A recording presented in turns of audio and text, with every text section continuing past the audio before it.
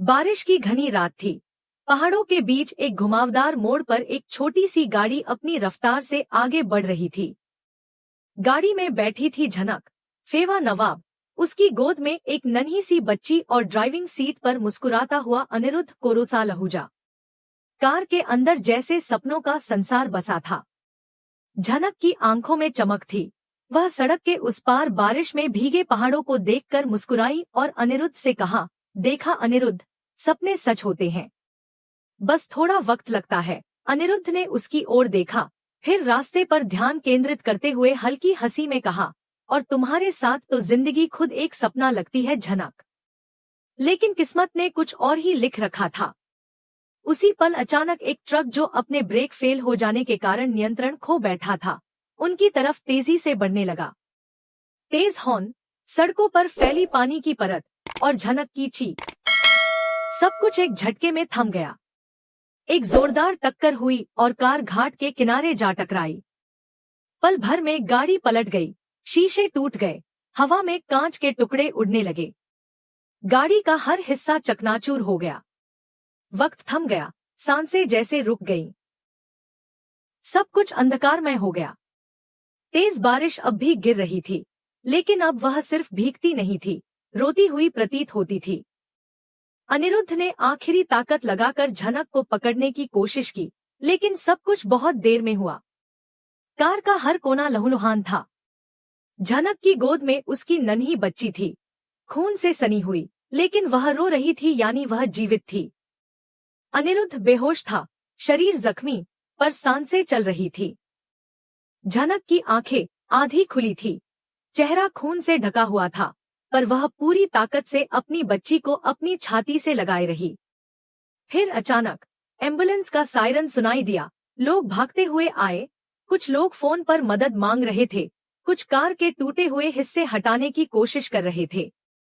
थोड़ी देर बाद emergency ward की ओर भागती एम्बुलेंस में बैठा परासर कांपते हाथों से झनक और अनिरुद्ध को देख रहा था। उसकी आंखों में आंसुओं की धार थी। अनिरुद्ध को स्ट्रेचर पर डालकर सीधे आईसीयू ले जाया गया।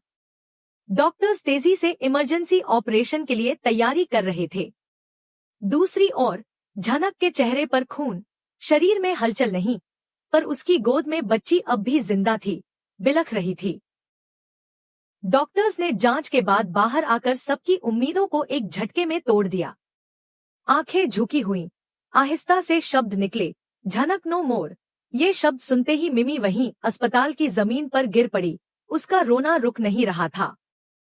परासर ने सिर दोनों हाथों से पकड़ लिया और चुपचाप फूट फूट कर रोने लगा। चारों तरफ सन्नाटा था, सिर्फ बच्ची की रुलाई सुनाई दे रही थी। लेकिन उस मासूम को इस हादसे का कोई अंदाजा नहीं था। उसे नहीं पता था कि उसकी मां अब कभी उसकी लोरी नहीं गाएगी, उसकी गोद में उसे थामेगी नहीं। पर फिर भी वह रोती रही।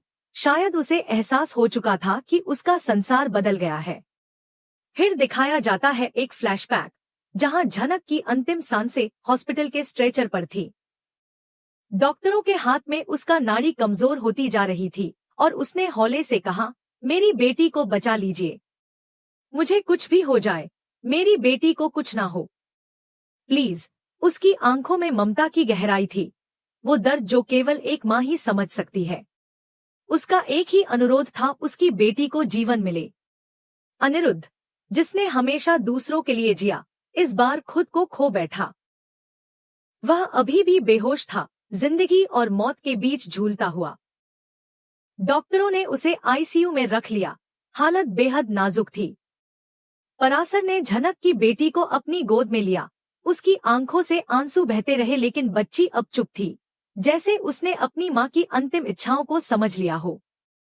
झनक, जो एक समय खुद को अनचाहा समझती थी, आज अपने त्याग से एक ऐसी मिसाल बन गई थी जिसे भुलाया नहीं जा सकता। उसकी मौत ने एक जीवन को बचाया था। वह नन्ही बच्ची जो आज भी मां की गोद की गर्मी को तरसेगी, लेकिन उसके अंदर उसकी मां की हिम्मत और ममता हमेशा जीवित रहेगी। ये कहानी थी एक मां के बलिदान की, उस झनक की जिसने अपने आखिरी लम्हों में भी सिर्फ अपनी संतान की सलामती मांगी। डॉक्टरों के पास कहने को कुछ नहीं था, बस उनकी आंखों में भी नमी थी। पराशर ने उस बच्ची को कसकर अपनी छाती से लगाया और कहा, तू ही अब हमारी झनक है, हमारी उम्मीद है। और इस तरह खत्म हुआ एक खूबसूरत पर दर्दनाक अध्याय, जहां सपनों का कारवां टूटा तो जरूर, पर उसके निशान एक नई शुरुआत की ओर इशारा कर रहे थे। झनक अब नहीं रही, पर उसका प्यार, उसका त्याग और उसकी बेटी उसकी सबसे बड़ी पहचान बन चुकी थी। मिमी ने उस मासूम सी बच्ची को अपनी बाहों में समेट लिया, जैसे वो उसे अपने दिल के सबसे करीब रखना चाहती हो।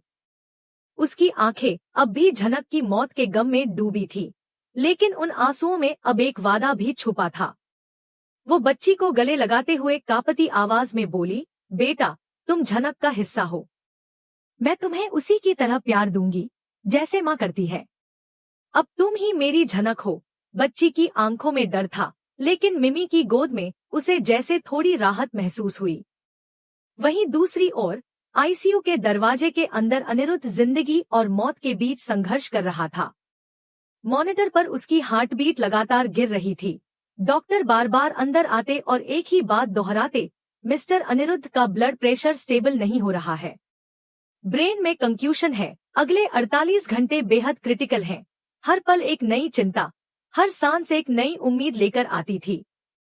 मिमी दरवाजे के बाहर बैठी थी, लेकिन उसकी आंखों में सिर्फ आंसू नहीं, सवालों की बारिश भी थी। क्या अनिरुद्ध झनक के बिना जी पाएगा? क्या वह इस सदमे से उबर पाएगा? अगर अनिरुद्ध भी चला गया तो ये नन्ही बच्ची बिल्कुल अनाथ हो जाएगी। वक्त थम गया था, हर ओर बस इंतजार था किसी चमत्कार का। इसी दौरान झनक की अंतिम यात्रा की तैयारी शुरू हो चुकी थी। पूरे गांव में शोक का माहौल था। झनक, जो सबकी जान थी, अब सिर्फ एक याद बनकर विदा हो रही थी। उसकी अर्थी सफेद फूलों से ढकी हुई थी। बच्ची एक सफेद चादर में लिपटी हुई, जैसे किसी देवी का रूप हो। झनक की ममता का टुकड़ा अब उसकी आंखों के सामने था, लेकिन अब उसकी आंखें बंद थी। गांव के हर कोने में सिसकियां गूंज रही थी। इधर झनक की विदाई चल रही थी, उधर अचानक आईसीयू में मॉनिटर पर एक तेज बीप सुनाई देती है। हार्टबीट बढ़ जाती है, मशीनें अलर्ट हो जाती हैं और डॉक्टर हैरानी में आ जाते हैं। अनिरुद्ध, जो अब तक बेहोशी में था, उसकी आंखें झपकती हैं। अचानक वह एक झटके में उठ बैठता है, जैसे किसी ने उसे भीतर से पुकारा हो।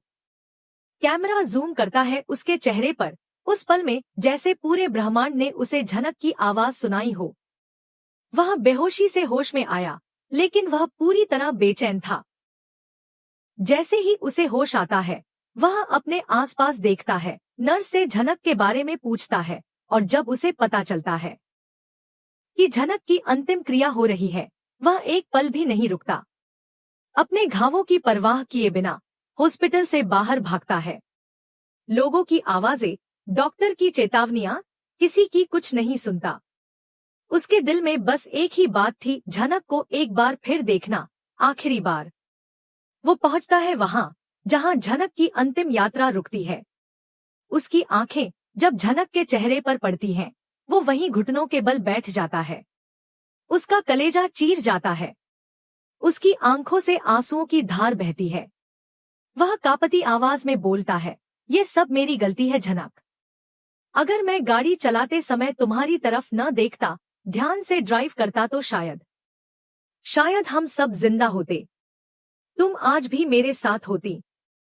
वो अपनी बातों में उलझता है, खुद को कोसता है, खुद को उसी सिचुएशन में फिर से लाकर अपनी किस्मत को बदलने की कोशिश करता है।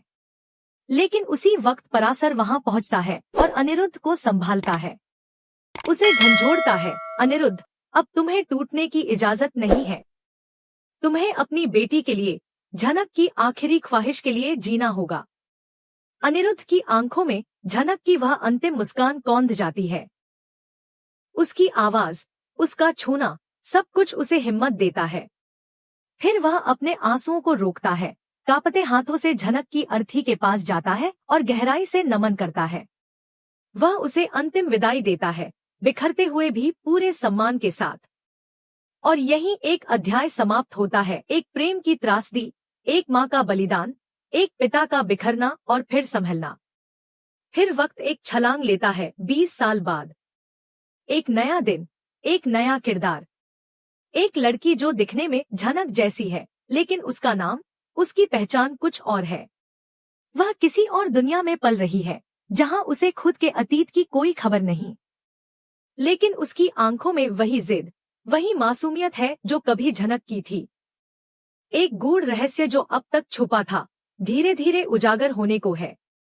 एक मोहब्बत जिसे भुला दिया गया था, वो फिर से दस्तक देने को है।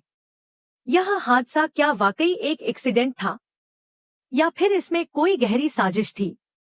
कौन था वो जो नहीं चाहता था कि झनक जिए? कैसे हुई यह योजना तैयार? इन सभी सवालों के जवाब उस कहानी में छुपे हैं, जो अब एक नई शुरुआत की ओर बढ़ रही है।